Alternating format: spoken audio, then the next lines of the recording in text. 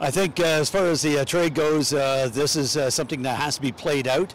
That from the Toronto Raptors standpoint, getting Kawhi Leonard and Danny Green, who's thrown into the mix, certainly will be a question whether they'll be able to mix with the current starting five that be playing with the Toronto Raptors, as well as how things come off the bench, because Toronto Raptors are losing Jakob Poeltl as well as DeMar DeRozan and a protected first-round draft pick, 2019.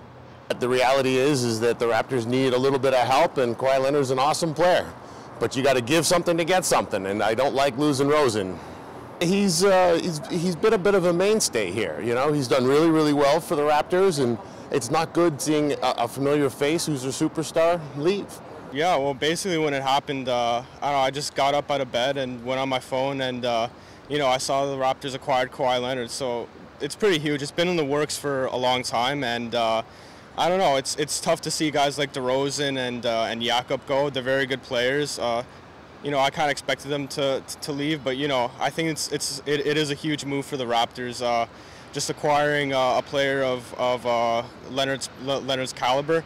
You know, obviously top 5 player in the league, and most years, 2-time Defensive Player of the Year. It's actually really huge. So I couldn't be more excited. It sucks. Obviously, DeRozan has been like the face of the franchise for 9 years now. He's probably in contention for the best spot ever as a Raptor.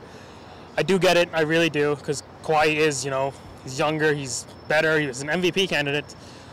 But it does really suck. It really does, to just know I'm going to go to a Raptors game next year and be no DeRozan there.